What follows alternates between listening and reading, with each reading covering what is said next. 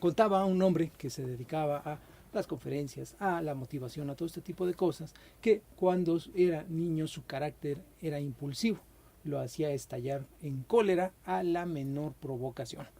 Luego de que sucedía, casi siempre se sentía avergonzado y batallaba para pedir excusas a quien había ofendido.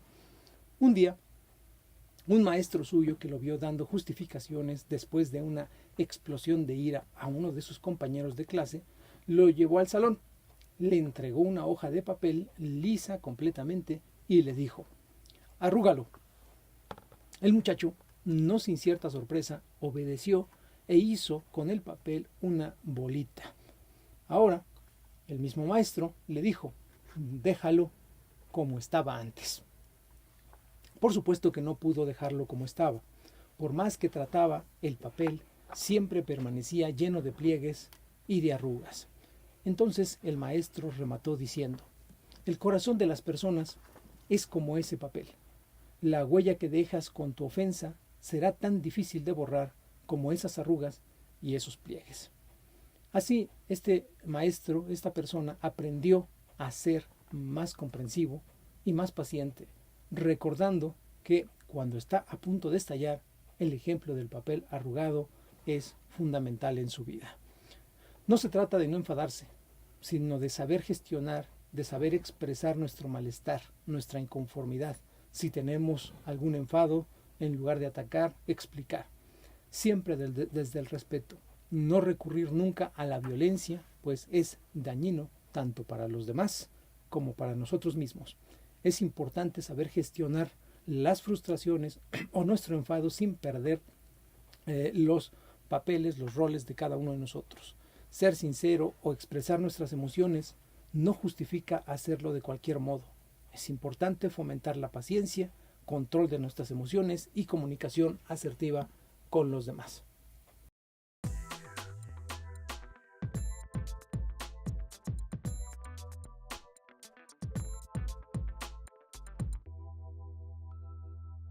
Marta Gasca nos visita el día de hoy. Muchísimas gracias. Hola, buenos días a todos. Un gusto estar aquí. ¿Es posible, Marta? Bueno, es posible porque estamos aquí. Todo es posible. Porque hemos creado somos como parte de esa historia, nosotros también. Es posible no tener ingresos, no tener activos, no tener dinero, ni siquiera para comer en un día, y después lograr tener una plantilla increíble de personas, una actividad que impacta, que impregna a muchos beneficiarios. ¿Esto es posible realmente? Todo el tiempo. De hecho, es el mejor motivador.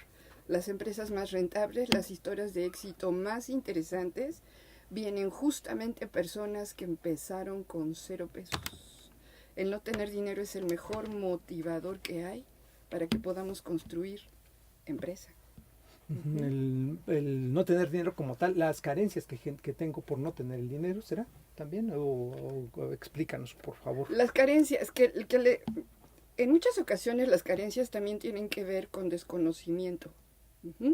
Si habláramos de empresa, es una cosa. Si habláramos de sobrevivencia, de no tengo para comer, no tengo dónde dormir, ahí son circunstancias diferentes, es desconocimiento.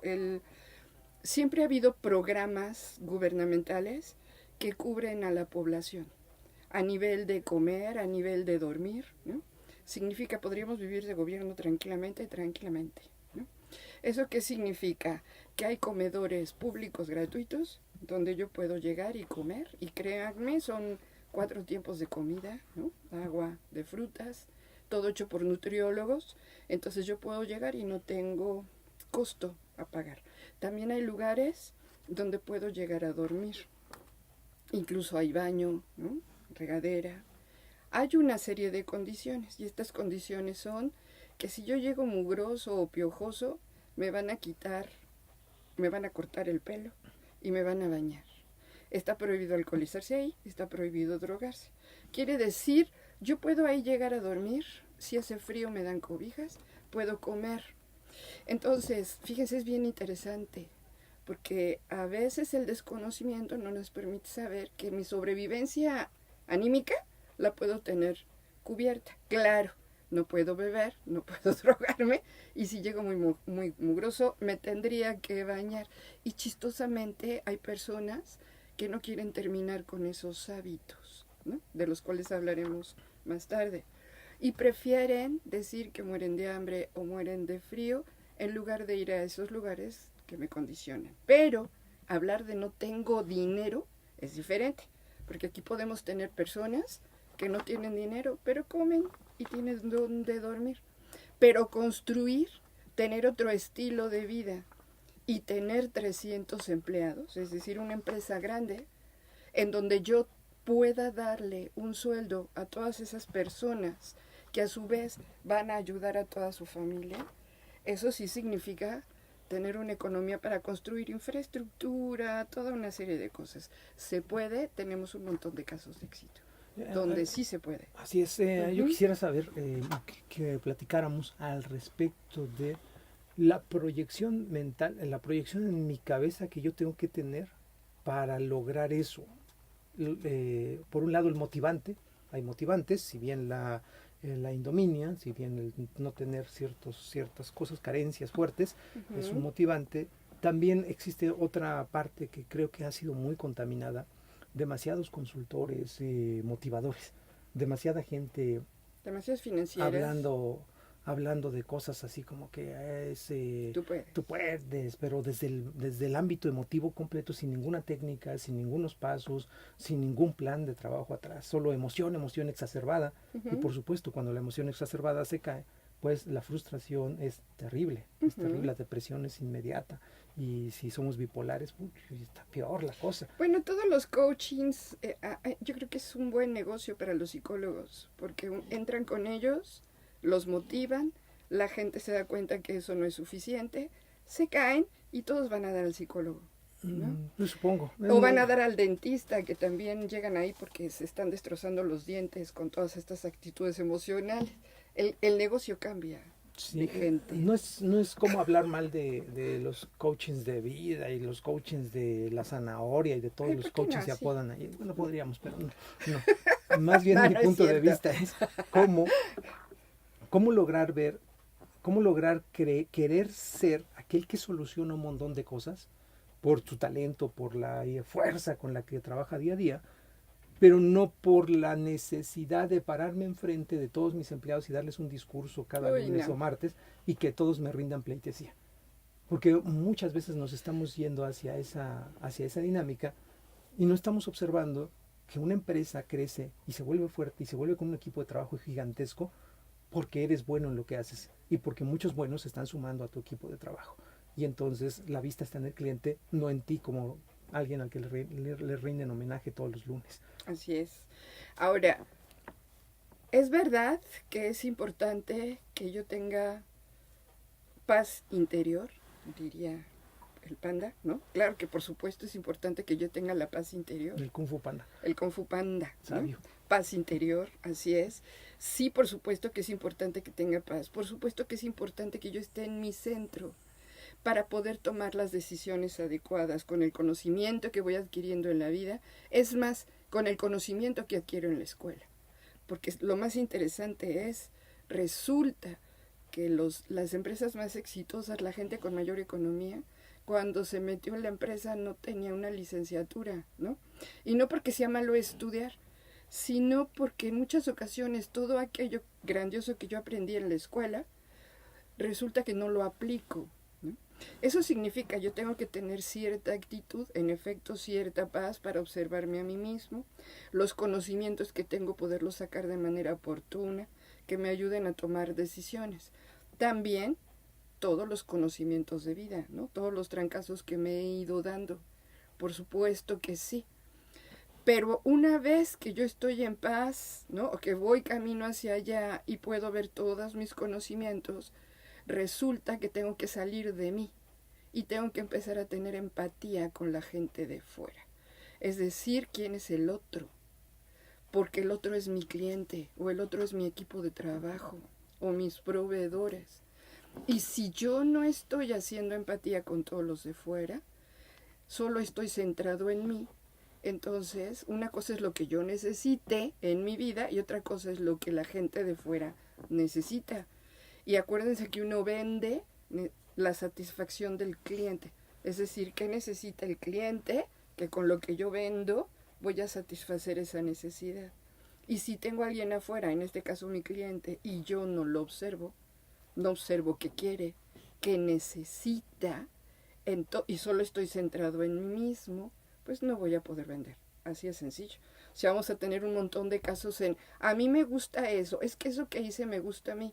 Lo que cociné, lo que diseñé, la ropa que hice, todo eso me gusta a mí. Así que doy por hecho que como a mí me gusta, el cliente lo voy a exhibir, el cliente lo va a ver y entonces le va a agradar. Y eso está muy lejos de ser cierto. Uh-huh. Claro, si nosotros pudiéramos construir una posición de 4 pasos, que es amarillo, rojo, verde, azul, en el sentido de la plática a la que invité, por metodología que manejamos. A los colores, ajá. Amarillo siendo estrategia, rojo la parte de comunicación, verde planificación, azul movimiento, acción contundente. En amarillo, en estrategia, ¿cuáles serían las cosas que tendríamos que percibir, que estar observando en nuestra vida si ahorita estamos en el movimiento? Tengo muy poquito, tengo medianamente, ya tengo, pero es el que yo tenga no significa que no esté caminando hacia un crecimiento fuerte. Uh-huh. En amarillo, ¿qué tengo que observar yo para poder decir voy a tener esa empresa grandota con 300 personas y hoy me voy a dejar de lloriquear y ay no tengo, ay pobre de mí? ¿Qué en amarillo tengo que construir? ¿Qué en estrategia? Están ambos. Primero yo querer ser empresario, ¿no? En el momento que yo diga quiero y que diga ya, este mes, este año, ¿no? Lo voy a lograr, eso es una. Después, observar a la realidad, observar los datos duros. Eso significa, yo tengo que voltear a ver la realidad y saber qué datos me está arrojando. Pero cuando hablamos datos duros, significa, me consta, no es a mí me gusta, o ya observé, o ya me di cuenta, o yo pienso, ¿no? Eso es desde mi trinchera, desde mí. Si se vale que yo diga, yo pienso, yo observo, yo digo, que lo que allá afuera se necesita para vender es X o Y. Pero tengo que ir más allá y observar la realidad con datos duros. Y eso quiere decir qué me dicen las revistas especializadas, qué me dicen las páginas de internet especializadas, qué dice el gobierno, qué dicen las asociaciones civiles con respecto a esos datos. ¿Eso qué quiere decir? A lo mejor a mí se me está ocurriendo vender computadoras. ¿Qué datos? Porque a mí me gusta, ¿no? Y porque yo sé y tengo algunas alianzas que venden computadoras. Pero decidir qué tipo de computadoras, con qué capacidad, incluso cómo las voy a llevar al cliente, ¿no? Los costos que voy a darle, todo eso significa que de veras yo ya me fui con todos estos especialistas que tienen datos al respecto de qué tanto la gente necesita una computadora, ¿no? A qué costos están dando la competencia, toda una serie de cosas, observar todo mi exterior y sacar datos reales. No quedarme solo en mi imaginación, en lo que yo pienso, para llegar a una conclusión fusionando ambos, lo que yo pienso, lo que sé hacer con lo que la realidad me dice. Y entonces ahora sí vendo computadoras o no, con qué capacidad, de qué marca, en qué costos, en dónde, cómo le hago para entregarlas, etcétera. Además de estar observando estos datos, convencerme a mí que quiero ser empresario, implica ir a platicar con los empresarios, uh-huh. Ir a ver sus historias. Uh-huh. No todas ya tienen un Ferrari y tienen una casota. No es cierto, la gran mayoría de los empresarios no tienen ni un Ferrari, México en general, ni una casota en el planeta completo, solo los que salen en las revistas. Ajá. Pero la gran mayoría de los empresarios no sucede así, y no es porque no lo puedan lograr. A lo mejor no quiero un Ferrari. Es algo que técnicamente por el sistema capitalista en algún momento lograrían, uh-huh. Porque pues, el capital crece. Aquí el asunto es qué es lo que tú quieres, qué es lo que significa ser para ti empresario, qué es lo que significa para ti ser exitoso. Uh-huh. Y ya partes de ahí para decir si quiero o no quiero. Siguiente, el tema de la comunicación. Yo tengo a mi alrededor un montón de personas. Tengo puchunga a lo mejor, tengo hermanos, tengo papás, tengo amigos, pero la gran mayoría de ellos siempre me va a decir, búscate un empleo, porque eso de hacer empresa, quién sabe qué vaya a hacer, quién sabe qué vaya a pasar, o se ve tan inseguro de repente, que por supuesto, pues alrededor tuyo todo el mundo te va a decir, no. Uh-huh. Y eso hace que navegues entre paréntesis o entrecomillado, contracorriente. cómo podemos ver este sentido de la comunicación, este sentido del color rojo al momento de proyectar una empresa grandota o de querer tenerla. El área roja, que es el área de la comunicación, empieza por conocer qué quiero, por qué decido que no quiero tener un empleo y que prefiero ser empresario. Tiene un significado. En México, en realidad, sobrevivir económicamente solo tienes esas dos opciones. O tienes un empleo o eres dueño de la empresa que genera ese empleo. No hay más. Todos los demás somos personas codependientes. Y no es que sea malo codepender. La situación es, si mi pieza en el juego de la cual codependo se mueve, me quedo en la nada, ¿no? Y ustedes van a ver a un montón de mujeres que en muchas ocasiones, y hablo de mujeres porque somos el factor más grande de codependencia, ¿no? Las mujeres, los niños y los ancianos somos el nivel más alto de codependencia en México. Entonces, se muere el esposo, se va con otra, lo que ustedes quieran, y yo ya no tengo esa economía, ¿no? Y la verdad es que no somos grandes ahorradoras, ¿no?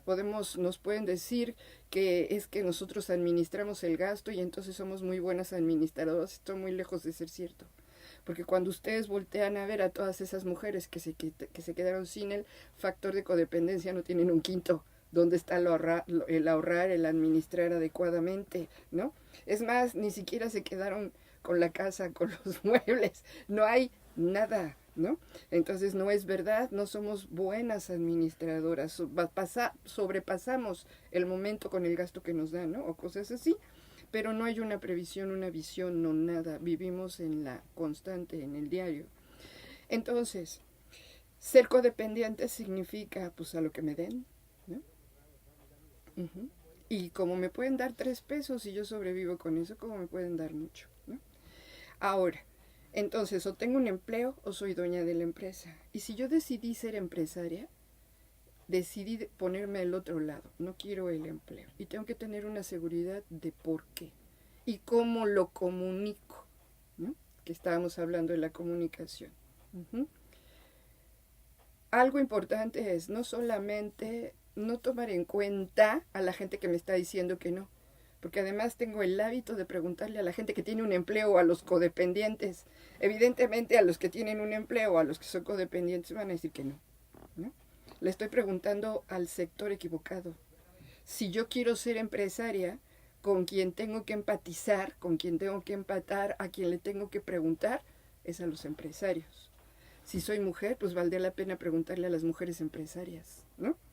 ¿Qué se siente, no? Estar del otro lado, no ser alguien codependiente, ser autosustentable, tomar la decisión de estar en esa circunstancia, qué te ayudó, por qué tomaste esa decisión, empatar con mis iguales. Yo quiero ser empresario, hoy no lo soy, pero quiero. Entonces, ¿cómo empato con ellos? ¿Cómo pregunto a ellos? Eso, ¿no? Quiere decir que tengo que estar combinando a mis amigos con nuevos amigos. Claro. Si es que los amigos que tengo son del área codependiente, que ya dijimos no es malo, simplemente es una forma de... No es malo, pero pueden arrastrarme, pueden jalarme, pueden decirme, es que no, ¿cómo te atreves, no? Estamos en crisis, que es la palabra favorita en México, ¿no? Estamos en crisis y, señores, no estamos en crisis. Pero es bien fácil que nos digan, estamos en crisis, no te vayas para allá, ¿no? En el caso de las mujeres, mejor cásate y ve que un empleado, evidentemente, te mantenga, ¿no? U otro empresario te mantenga. Y no es que sea malo, va de nuevo, pero me estoy imponiendo. Es más, es un factor de riesgo más grande que yo me ponga a codepender de alguien a que haga mi propia empresa, ¿no? No me doy cuenta cómo es un factor de riesgo más grande el que yo diga, pues, que me mantengan, ¿no? Se me muere y luego, ¿qué hago? Ajá, y como no somos buenas administrados, porque es la mentira más grande del mundo, me voy a quedar, y todo este tiempo a lo mejor no aprendí o no he fortalecido lo que soy, en lo que soy buena, porque lo dejé ahí olvidado, ¿no? Que conste que lo estás diciendo tú. Ajá. Tú eres la misógina aquí, no yo. Claro. Es difícil a veces tratar un tema en donde empiezas a perfilar tantito lo que parece género, porque ni siquiera es eso, estamos hablando de empresarios, el empresario no tiene género, pero como alebresta enseguida. Pero vamos a hablar de esto regresando de una pequeña pausa. Vamos a entrarle al color verde, vamos a entrarle al color azul, que es la planificación, que es el movimiento, la acción fuerte, y con ello unos 2 o 3 ejemplos de empresas reales y cómo rompieron este reto. Vámonos a un corte, por favor.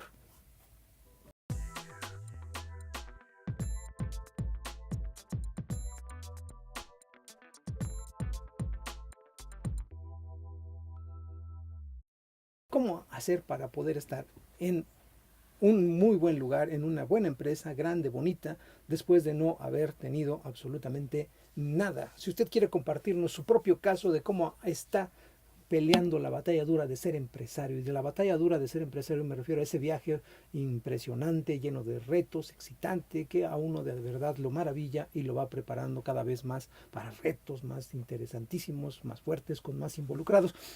Por favor, cuéntenos al 238-5111, 238-5111, un pedacito de su historia, a qué retos se está enfrentando. En el orden, en el planificar, en el tener una agenda muy estructurada, es uno de las grandes, diría yo, uno de los grandes retos que tiene el empresario. Si bien ya puedo yo decir, sí quiero ser empresario, ya me convencí, ya me vi, ya platiqué con todos a mi alrededor, ya les hice firmar una carta de compromiso que no me van a fastidiar y me van a ayudar, algo por el estilo. Ya hice todo lo necesario para comunicar hacia dónde voy, con, sin y a pesar de lo que yo tenga alrededor. Hasta ahí estamos bien en el rojo, en el amarillo, pero el verde implica autogestión. Implica obligarme a tener una agenda, disciplinarme, levantarme si es a las 7, a las 7, a las 8, a las 8, si es a las 6, a las 6, y cerrar la empresa a las 7 o a las 6 cuando tenga que ser. Pero me es difícil gestionar eso, o porque me levanto tarde, o porque me levanto muy temprano y me duermo muy tarde, y todo el tiempo estoy pensando y accionando trabajo, y por supuesto obligo a todos los que me rodean a hacer exactamente lo mismo. ¿Qué está pasando alrededor de esta gestión de este pues que los verde? Hábitos que tengo de no ser empresario no funcionan para hacerlo. Porque si yo tengo un empleo, obligadamente tengo que entrar a una hora y salir a una hora. Si me dediqué a codepender de alguien, pues todo gira en torno a la persona de quien codependo. Eso significa, me tengo que levantar a hacerle desayunar a hijos y esposo, tengo que llevarlos a la escuela, tengo que recogerlos, ahora llevarlos a algún curso de danza, etcétera. Entonces todo codepende de mi horario y mi vida. De hecho, chistosamente, fíjense, las amas de casa son las que menos tiempo para ellas mismas tienen. Toda mi vida gira en torno a aquellos que cuido, ¿no? Aquellos de quien codependo. Entonces, ser empresario es algo totalmente diferente, porque soy yo quien va a construir, yo voy a crear, y entonces crear los parámetros de esa empresa, es decir, qué voy a vender, qué servicio o producto voy a dar, es a qué horas lo vendo, a qué horas, si empiezo a crecer y a contratar gente, a qué horas todas esas personas me van a ayudar. Por eso ustedes observan que se dice hay horarios de oficina. Y horarios de oficina significa, son los horarios en que en esta sociedad nos vendemos las cosas. No en el que damos el servicio, son cosas distintas. El horario en que nos vendemos significa, si yo te mando facturas, si yo te digo que cómo me compras tal, en el horario de pago, nos pusimos de acuerdo en esta sociedad, porque ustedes van a ver cómo los bancos, si tú no estás en ese horario, no puedes llegar a hacer depósitos, cambiar cheques o incluso las transferencias tienen horario, ¿no? Entonces, para empezar, el dinero se mueve a nivel internet, se mueve a cierta hora, ¿no? O a nivel directo. Pero lo mismo es si tú quieres venir. Porque si quieres traerme algo, yo te quiero llevar, en la medida de lo posible es en ese horario. Hay excepciones. Hay algunos productos o servicios que se manejan en la noche, es decir, la producción de lo que vendo. A lo mejor vendo redes, ¿no? En computación y demás, y entonces hay empresas que te dicen ven e instálalo en la noche. Entras en la tarde-noche y te quedas ahí, te encierran de hecho en la empresa y sales al día siguiente, porque se requiere que nadie esté en su computadora ni nada. Entonces ya que nadie está, tú puedes entrar y trabajar, ¿no? Pero generalmente en la mayoría de las circunstancias se hace en esos horarios de oficina. Y el problema es, yo soy quien tiene que construir esos horarios.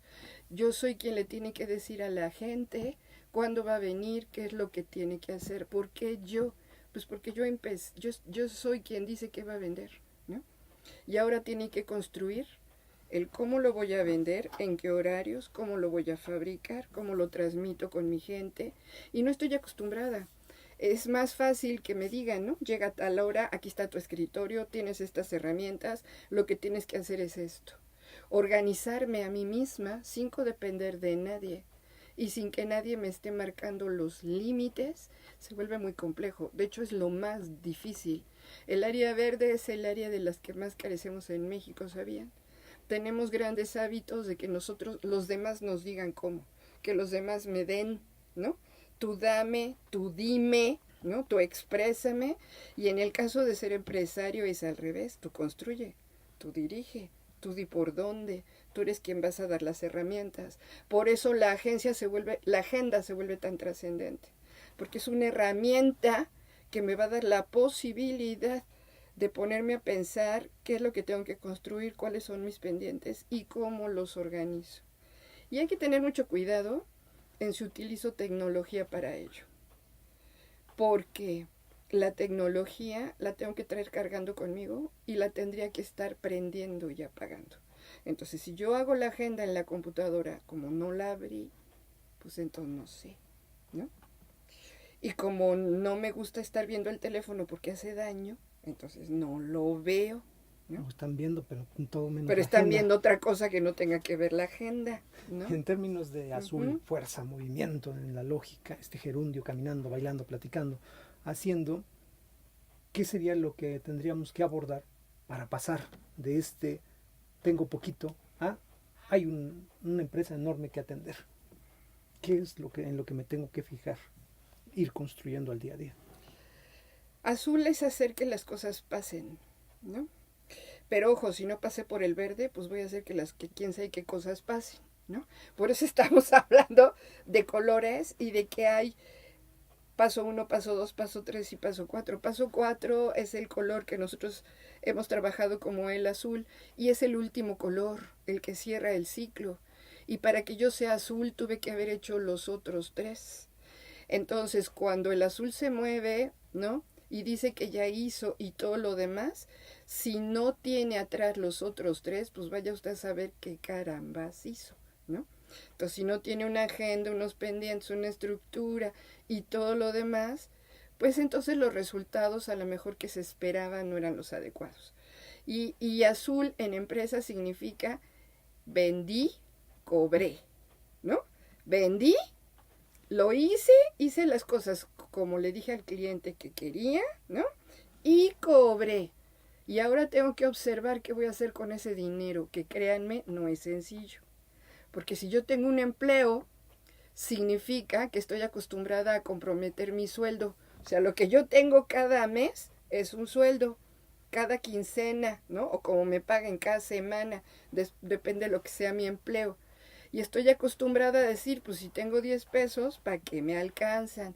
Es muy probable que tenga tarjetas y entonces lo primero es pagar las tarjetas, colegiatura, o sea, todo aquello que tengo comprometido, ¿no? En lo que ya es a fuerzas porque si no me cobran un interés o no me dan el servicio, ¿no? Así que estoy acostumbrada a que lo que gano lo distribuyo entre esos compromisos previos y después volteo a ver para qué me alcanza. Y si me sobran 2 pesos, pues entonces en mi cabeza aparecen 2 cosas. El entretenimiento y el a quién le tengo que compartir, ¿no? Entonces, el entretenimiento es, me voy a ir de antro, ¿no?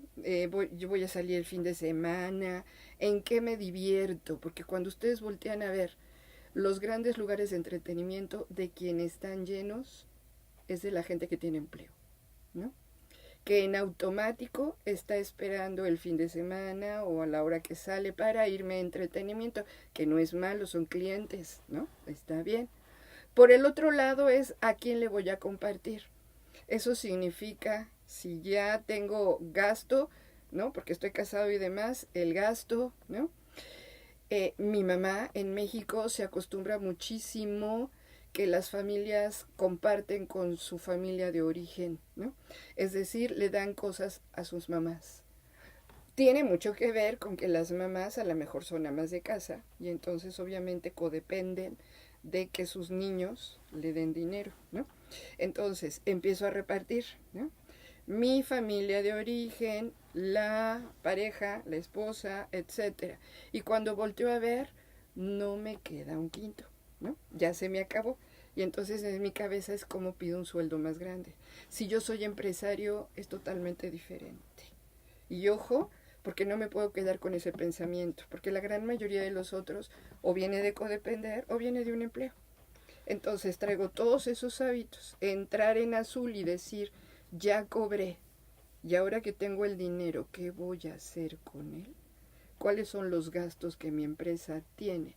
Y si tengo un excedente, ¿qué voy a hacer con ese excedente? Es trascendente. ¿Cómo organizo el dinero que ya entró? Por todo lo que hice, ¿cómo gané o no gané? Si no gané dinero, si el azul cierra el ciclo, si yo en el azul voy a ver el resultado de todo mi movimiento, que es la economía, y no tengo dinero, significa todos los pasos anteriores los hice inadecuadamente. Si sí tengo dinero, realmente sé cuáles son los gastos de mi empresa. Tengo un listado donde yo tenga todos los gastos, donde no obvie nada, no emita nada, ¿no? Porque yo puedo decir, como estoy haciendo el negocio en mi casa, entonces no pago renta. Eso es un error enorme. Uno debe poner en sus gastos la renta, porque si no me ato a mi casa o me acomodo a estar ahí. De hecho, vamos a suponer que mi casa tuviera 2 plantas y una de ellas fuera el negocio. Yo tendría que estar ganando como si tuviera una inmobiliaria. ¿Cómo me pago la renta por estar ahí? Pero no puedo quitarla. ¿Y cómo paga la empresa la parte proporcional de agua, de luz y demás? Y ustedes no ven que eso pase. No pago la luz, no pago el agua, no nada. Y todo se lo estoy cargando a mi gasto personal. Eso significa el gasto personal, mi persona está cargando todos los gastos de la empresa. Y eso tampoco es adecuado. No estoy llevando todos esos hechos de manera adecuada. ¿Por qué estoy haciendo eso? Pues porque no estoy acostumbrada a ser yo quien se autodirija, quien se autoadministre, quien haga las cosas. Así es. Fausto Riverol, muchísimas gracias por saludarnos a tu programa. Muchísimas gracias por siempre acompañarnos. Tenemos un montón de dudas cuando estamos haciendo empresa. Entre ellas es hacia dónde voy, el color amarillo, con quién me comunico, con quién me ayudo, color rojo, cómo me gestiono, color verde, qué estoy haciendo diario y cómo mido mis resultados, el color azul a nivel de plática como tal, como lo hemos estado llevando, que a reserva de que vas a platicar de una llamada telefónica una también. Llamada, muchas gracias. ¿Qué tiene en común una empresa que tenemos, que a llegada, que trabajamos toda la parte de tecnología para comunicación? ¿Qué tiene en común una empresa que tenemos allegada, que también creció desmesuradamente o muy grande, que hace toda la parte de construcción o está llegada a la construcción? ¿Qué tiene en común la empresa de sistemas y servicios en este caso para Pemex? No sé si decir los nombres de todos ellos, ¿verdad? De repente me complica. ¿Qué tal si decimos algo que hicieron mal? Pero y luego te cobran por andar mal hablando. Por andar mal hablando de ellos. La empresa de César, ex campeón nacional de bolos. ¿Qué tienen en común todas estas empresas, nosotros mismos? ¿Qué tenemos en común para haber crecido de tener muy poquito, de estar en la escasez, a todo eso, además de los 4 colores? ¿En qué te tienes que fijar? ¿En qué te tienes que fijar? En ese crecimiento, en esa curva de aprendizaje que te puede llevar a la muerte de la empresa completa, porque te gasta recursos tremendo, te gasta tiempo, te desgasta pensar hacia dónde vas, cómo vas a conseguir el dinero para crecer en esas empresas, en maquinaria, si fuera maquinaria, o en oficinas para dar el servicio, porque mientras más creces, más te cuesta todo. Un día tu preocupación son 3,000 pesos de renta y al día siguiente son 70,000 pesos las puras rentas. Yo creo que para empezar, si yo ya estoy vendiendo y ya entró dinero en esa empresa, y ya, o sea, ya vendí, ya tengo clientes, ¿no? ¿Eso qué quiere decir? Algo estoy haciendo bien. Punto número 1, algo estoy haciendo bien. Y es bien interesante porque a veces lo que el cliente me compra no es lo que yo pienso que vendo. Eso se vuelve bien rico, ¿no? Tengo que hacer un análisis de si yo ya tengo un negocio, están incrementando mis gastos o incrementé el número de empleados, quiere decir que tengo un volumen de venta interesante, ¿no? Si no, ¿de dónde tengo esos gastos? Si yo ya tengo un volumen de venta interesante, quiere decir que hay clientes que aprecian lo que hago.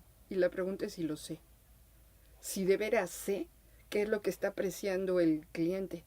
Porque a veces muchos de mis gastos no vienen de lo que el cliente aprecia, ¿no?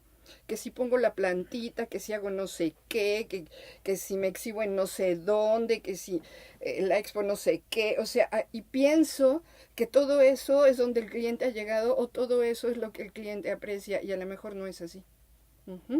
A lo mejor ni siquiera sé lo que vendo, lo vendo, pero es bien interesante, estoy rodeando esa venta y eso que el cliente aprecia de otras cosas que solo me cuestan y que no son. Y eso lo arrastramos todos, ¿no? Porque vamos y rentamos cosas enormes que nos cuesta mantenerla y adornarla y resulta que no es lo que el cliente aprecia, ¿no? Resulta que a veces ni los empleados saben qué está haciendo cada uno de ellos ahí, ¿no? Cuando tú les preguntas, oye, ¿esta empresa qué hace? ¿No? ¿Qué vende? Ni siquiera coincidimos entre lo que yo digo que vendo y lo que ellos piensan que están haciendo ahí y venden, porque nuestro equipo de trabajo también son vendedores. Y si ellos no lo conocen, ¿cómo carambas nos van a ayudar? Entonces, parece ser que yo no conozco del todo qué es lo que el cliente aprecia y parece ser que mi equipo de trabajo, o sea, la gente que me rodea, tampoco. Y que todo eso hace que tenga gastos innecesarios y maneje horarios innecesarios. Que nos comentan que nosotros estamos enfrentando el crecimiento y la verdad nos da miedo, porque a veces no hemos podido cumplir con algunos clientes. Considero que nos fallan estrategias. La verdad queremos crecer. ¿Qué le podemos comentar a Magda Alma Bárcenas, que está aquí con nosotros en el radio? Me pareció, gracias Magda por escucharnos. ¿Alma o Magda? Alma.